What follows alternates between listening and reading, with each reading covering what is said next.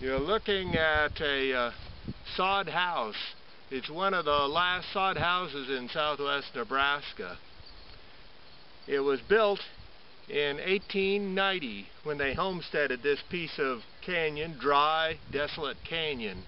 You might ask, why would they homestead out here? By 1890, however, most of the good land had already been homesteaded and bought up, and so the options were very few for the late comers. But they lived here, and they had this sod house, and it's one of the few that's still standing in southwest Nebraska. I showed you that sod home for a number of reasons. Of course, historically, it's about the only sod home in southwest Nebraska that's still standing. But that's 120 years that dirt home has survived and lived in a great length of that time period, even though no one lives in it right now. It also says that I'd like you to learn from it a couple of other side things. They built that home for $25. That was their total outlay to build, and the extra things they needed to make that home, you know, the dirt into a home, if you will. And I still think today a lot of people that spend $250,000 on a home and are in debt or debt slaves for the rest of their lives quite often don't look at the simpler things that could be done. Now, I'm not saying you have to live in a mud hut or whatever and you know, live Stone Age or even caveman style. You could still live a very modern life and have that type of thing.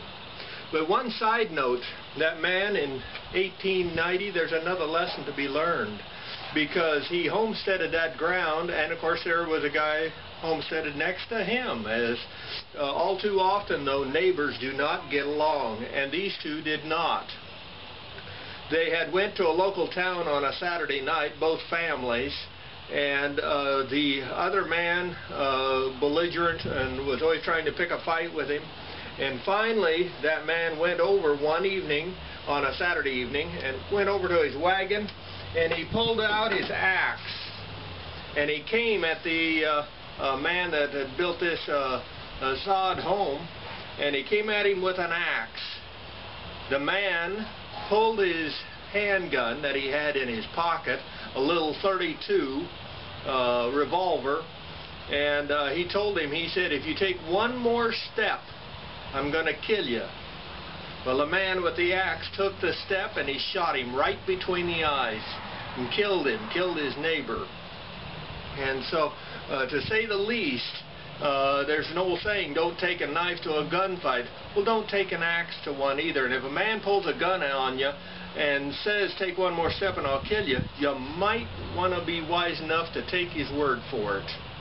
And I hope you take a look, if you ever get a chance, at this sod home in southwest Nebraska, and maybe even look up and do some considering to make yourself a sod home, or even an outbuilding would make a very cheap building material. This is McCook's Mr. Bill. Thanks for listening, and if possible, rate this film.